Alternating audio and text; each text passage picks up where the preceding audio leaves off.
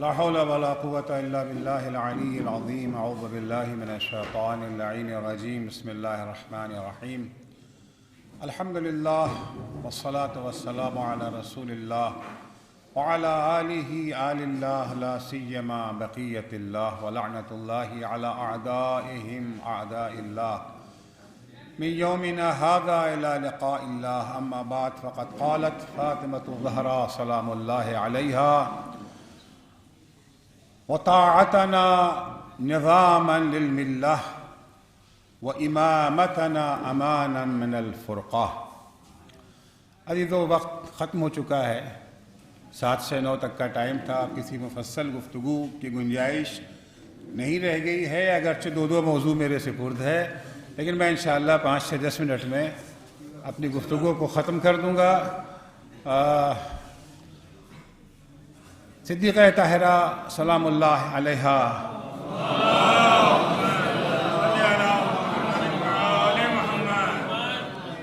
پہلی برائی جو پیغمبر کی رحلت کے بعد امت مسلمہ میں پھیلی، وہ برائی یہ تھی جو تمام برائیوں کی جڑ ثابت ہوئی کہ امت کو اہل بیت سے دور کرنے کی کوشش ہوئی،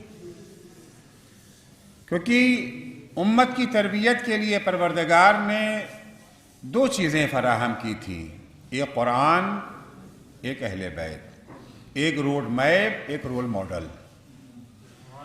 عموماً 2 چیزیں ضروری ہوتی ہیں کسی بھی انسان کی شخصیت کی تشکیل کے لیے، چاہے وہ شخص کی شخصیت ہو یا امت کی شخصیت ہو، امت سازی کا عمل ہو یا فرد سازی کا عمل ہو، روڈ میپ اور رول ماڈل، لائحہ عمل اور نمونہ عمل کی ضرورت ہوتی ہے۔ رسول اکرم صلی اللہ علیہ وآلہ وسلم نے بھی جو پیغام امت کو دیا تھا وہ یہی تھا کہ انی تارک فیکم الثقلین کتاب اللہ وعطرتی اہل بیتی ما ان تمسکتم بہما لن تضلوا بعدی۔ لیکن بہرحال پیغمبر کی آنکھ بند ہوتے ہی پہلا عمل جو مفسدوں نے انجام دیا اصلاح کے نام پر، کیونکہ اصلاح ایک ایسا لفظ ہے کہ جس سے کسی کو اختلاف نہیں ہے، جن کا کام ہی برائیوں کو پھیلانا ہے، جن کا کام ہی فساد پھیلانا ہے، وہ اپنے کو سب سے بڑا یہ جو ہے مصلح کہتے ہیں۔ قرآن مجید میں ہے کہ اذا قیل لہم لا تفسدوا، جب ان سے کہا جاتا ہے کہ فتنہ و فساد نہ پھیلاؤ، برائیاں نہ پھیلاؤ، تو کیا کہتے ہیں؟ قالوا انما نحن مصلحون، ہمارا کام تو صرف اصلاح کرنا ہے۔ صرف ابھی مولانا اختر عباس صاحب نے قرآن کی آیت پیش کی تھی نا، نبی خدا کے زمانے کے ہمارا کام صرف کیا ہے؟ اصلاح ہے۔ وہ بھی یہ کہہ رہے ہیں انما نحن مصلحون، ہمارا کام تو اس کے سوا کچھ ہے ہی نہیں۔ قرآن کہتا ہے الا انہم هم المفسدون، اصلی مفسد تو یہی ہیں، ولیکن لا یشعرون، انہیں اس بات کا احساس نہیں ہے۔ بہرحال تو فسادیوں نے، فساد پھیلانے والوں نے پہلا کام اور پہلی برائی جو پھیلائی وہ یہ تھی کہ امت کو اہل بیت سے دور کر دیا جائے۔ صدیقہ طاہرہ نے اس برائی کے خلاف جو پرچم بلند کیا، دربار میں جس حالت میں بی بی تشریف لے گئی ہیں، ظاہر سے بات ہے کہ ایام فاطمیہ میں سب کچھ آپ لوگ سن چکے ہیں، اس تکلیف کے باوجود پسلیاں ٹوٹی ہوئی ہیں، بچہ شہید ہو چکا ہے، گئی ہیں وہاں پر باغ کے لیے نہیں گئی ہیں، اگرچہ خطبے کا نام جو خطبہ فدق پڑ گیا، لیکن فدق کا تذکرہ تو شاید 10% بھی نہیں اس کے اندر ہے۔ پورے خطبے کو اٹھا کر کے اگر دیکھا جائے، سارے کا سارا خطبہ جو صدیقہ طاہرہ کا ہے وہ اصلاح امت کے سلسلے میں ہے۔ توحید کو پیش کیا ہے، نبوت کو پیش کیا ہے، فلسفہ احکام کو پیش کیا، اس کے بعد جو بنیادی نقطہ بی بی نے وہاں بیان کیا ہے جو ضمانت ہے اصلاح معاشرہ کا، ضمانت اصلاح معاشرہ جو ہے وہ ہے اہل بیت کی اطاعت۔ طاعتنا اللہ نے قرار دیا ہے ہماری طاعت کو نظاما للملہ، اگر چاہتے ہو کہ اسلام کا شیرازہ بکھرنے نہ پائے، اگر اسلام کا شیرازہ محفوظ رہ جائے، امت کا وجود عزت کے ساتھ باقی رہ جائے، صرف نام امت کا نہ رہے، امت اپنی عظمتوں کے ساتھ اگر باقی رہ جائے، تو اس کا ایک ہی راستہ ہے، ہماری اطاعت۔ اگر ہماری اطاعت نہ ہوگی، لاکھ کوششیں کر لو، اصلاح اصلاح اصلاح کے نعرے تو لگیں گے، مگر در حقیقت سوائے فساد پھیلنے کے اور کچھ حاصل نہیں ہونے والا ہے۔ طاعتنا نظاما للملہ و امامتنا امانا من الفرقہ۔ اختلافات سے اگر بچنا چاہتے ہو، تفرقے سے اگر محفوظ رہنا چاہتے ہو، تو اس کا واحد ذریعہ کیا ہے؟ ہم اہل بیت کی امامت ہے۔ تو دو چیزیں بی بی نے اصلاح کے لیے بنیادی چیزیں جو بیان کی ہیں، وہ ہے ایک اہل بیت کی اطاعت، دوسرے امامت، بلکہ دونوں ایک ہی چیزیں ہیں، وہ امامت ہی کیا جس کی اطاعت نہ کی جائے، وہ امامت ہی کیا جس کی اطاعت نہ کی جائے۔ عزیزو، یہ دو جو اہم ترین چیزیں ہیں اور ضمانت اصلاح معاشرہ ہیں، انہیں باقی رکھنا، انہیں لوگوں تک پہنچانا، لوگوں کو عظمت اہل بیت سے آشنا کرنا، ان کی تعلیمات سے آگاہ کرنا، یہ عظیم ذمہ داری کا بوجھ علماء کے کاندھے پر ہے۔ آج ملک ہمارا جن حالات کا شکار ہے، وہ ظاہر سے بات ہے کسی سے ڈھکے چھپے نہیں ہیں، نہ اسے بیان کرنے کی یہاں فی الحال ضرورت ہے، نہ وقت ہے۔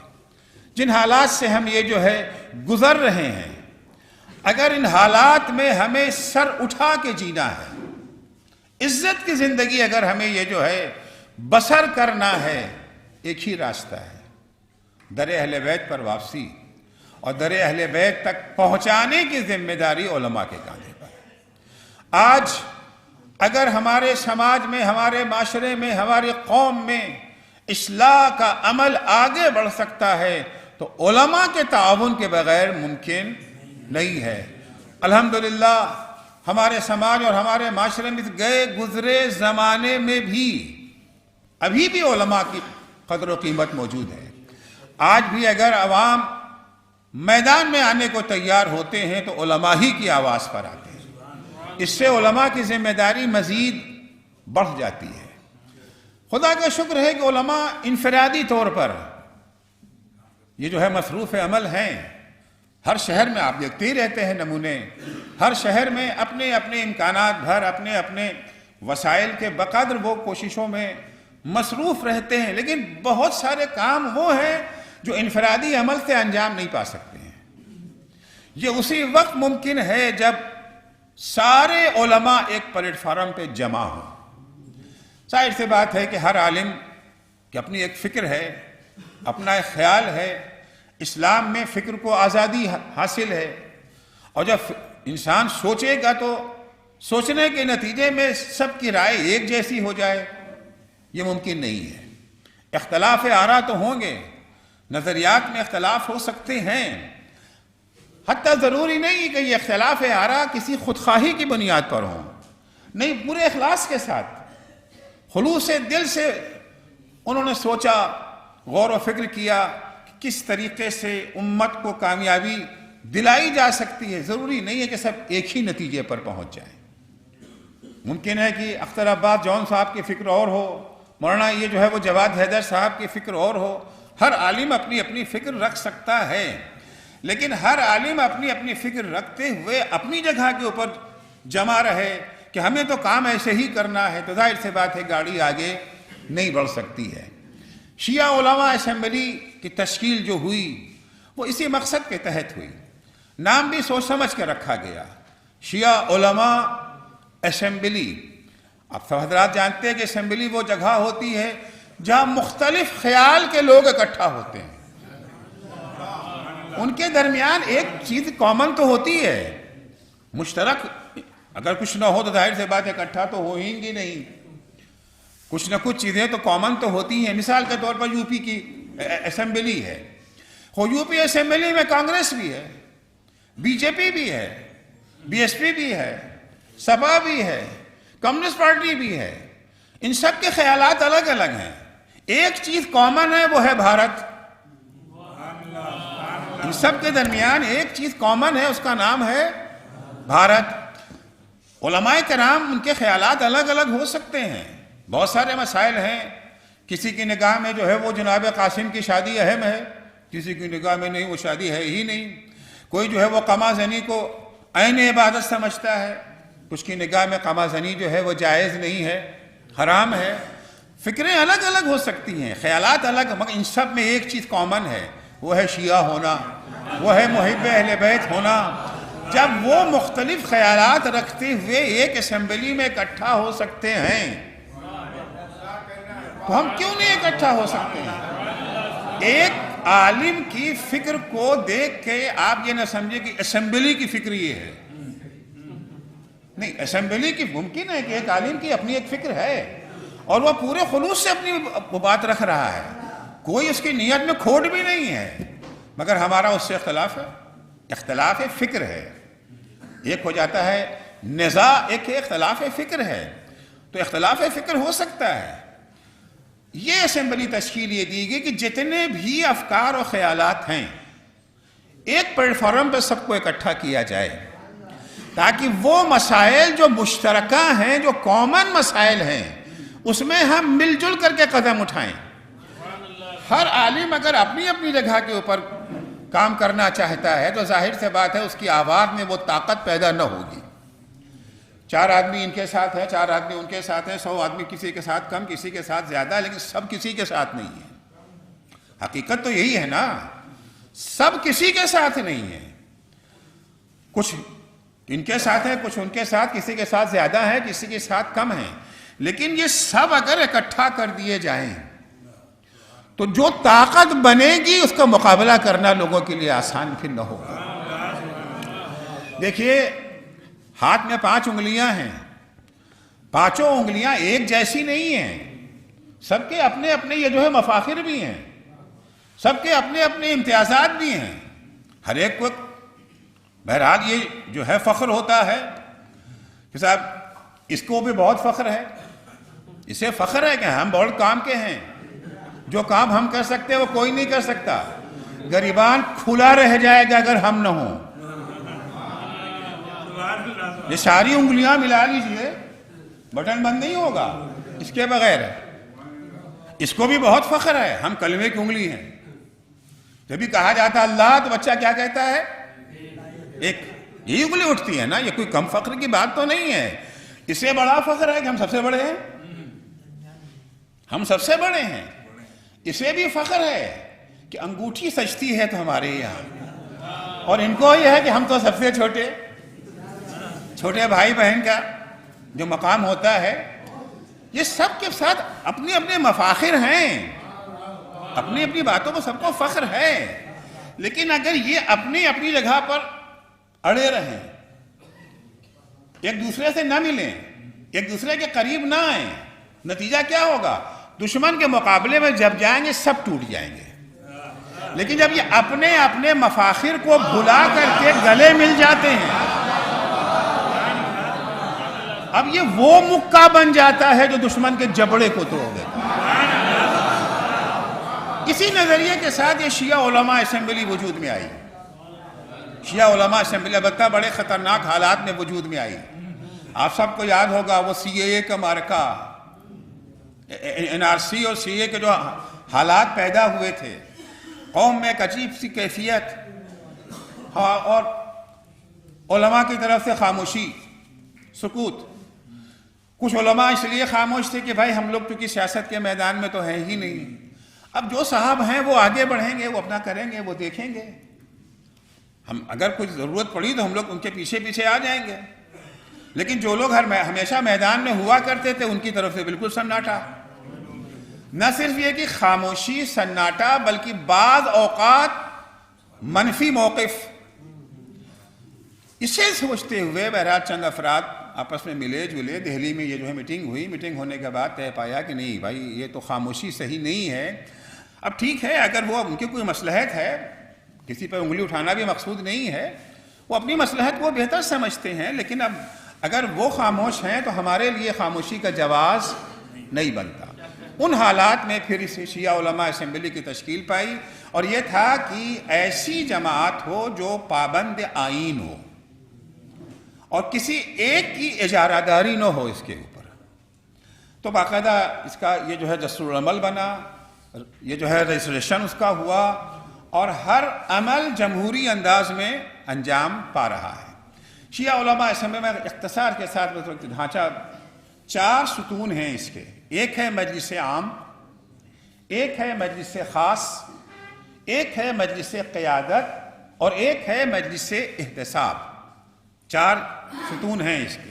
مجلس عام میں ہر شیعہ عالم اس کا ممبر بن سکتا ہے، کوئی اور شرط نہیں ہے۔ شیعہ عالم ہونا کس فکر کا ہے، کس فکر کا نہیں ہے، مہندی اٹھاتا ہے کہ نہیں اٹھاتا، مہندی کا قائل ہے کہ قائل نہیں ہے، قما کا قائل ہے کہ قائل نہیں ہے، ولایت فقیہ کو مانتا ہے کہ نہیں مانتا ہے، جو آج تفریق ہو چکی ہے معاشرے میں، یہ اصولی ہے، وہ جو ہے اخباری ہے، وہ یہ جو ہے ملنگی ہے، وہ اعلیٰ بلب دنیا کی ساری چیزیں، ٹھیک ہے، آپ کے ذہن میں جو ہے آپ رکھیے، وہ منع نہیں کرتے ہیں۔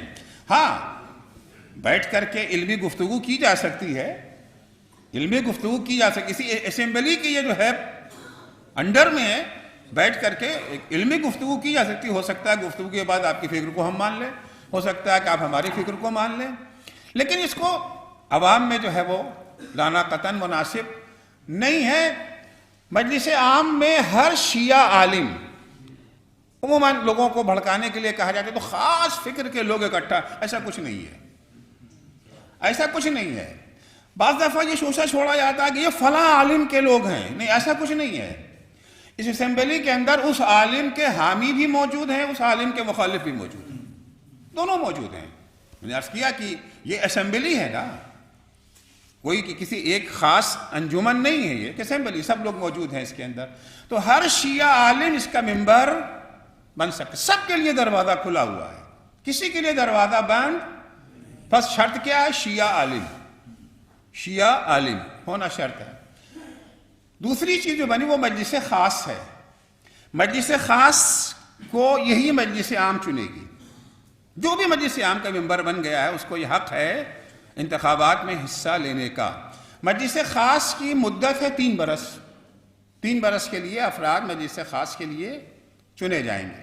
یہ مجلس خاص کا کام کیا ہے کہ ایک تو کام ہے اس کا جو ہے منصوبہ سازی، قوم کو کس طریقے سے آگے بڑھایا جا سکتا ہے، قوم کی بروقت رہنمائی بہت بڑا اہم مسئلہ ہوتا ہے۔ بہت سارے مسائل ایسے پیش آتے ہیں کہ اگر قوم کی رہنمائی نہ کی جائے تو قوم غلط سمت میں جا سکتی ہے۔ فرض کیجئے ابھی انتخابات آنے والے ہیں، الیکشن آنے والا ہے، اب الیکشن آنے والا ہے، بڑی مصیبت یہ ہوتی ہے کہ ہم لوگوں کے ووٹ ہمیشہ بکھر جاتے ہیں، ہمیشہ یہ جو ہے بکھر جاتے ہیں۔ ایک پلیٹ فارم سے اگر آواز آئے، جو بھی کرنا ہے، الیکشن میں حصہ لینا ہے، نہیں لینا ہے، اس کو ووٹ دینا ہے، ان کو ووٹ دینا ہے، آزاد چھوڑ دینا، جو بھی ہونا ہے، بہرحال ایک پالیسی، ایک سیاست سامنے آئے، مل جل کر کے۔ البتہ ظاہر سی بات ہے کہ ہر میدان کے ماہرین سے رابطہ کیا جائے گا، یہ نہیں کہ علماء ہی ہر چیز کا فیصلہ کریں گے۔ ان کی ذمہ داری ہے قوم کو، کیونکہ قوم ان کی باتوں کو سنتی ہے، مگر ان کی ذمہ داری ہے کہ ایکسپرٹ سے، ماہرین سے مشورہ کرنے کے بعد ایک فیصلہ کریں۔ تو مجلس خاص کا ایک کام ہے منصوبہ سازی، دوسرا کام ہے اس کو عملی جامہ پہنانے کے لیے ایک مجلس کا انتخاب، جسے کہتے ہیں مجلس قیادت۔ مجلس قیادت کا کام ہے بحرانی مواقع کے اوپر فوری فیصلے کرنا ایک، اور دوسرے جو منصوبہ مجلس خاص نے پاس کیا ہے اسے جامع عمل پہنانا۔ چوتھی چیز جو ہے مجلس احتساب ہے۔ مجلس احتساب کا کام ہے نگرانی کرنا کہ جو چیزیں پاس ہوئی ہیں اس پر عمل ہو رہا ہے کہ نہیں، حساب کتاب کو مینٹین رکھنا، یہ سارا کام جو ہے مجلس احتساب کا ہے۔ الحمدللہ مجلس عام کا بھی 2 عام اجلاس ہو چکا ہے، مجلس خاص کے لیے بھی افراد انتخاب ہو چکے ہیں، 25 علماء کرام مجلس خاص کے لیے چنے گئے ہیں، گنجائش ہے 45 تک کی، کیونکہ ابھی ابتدائی مراحل ہیں۔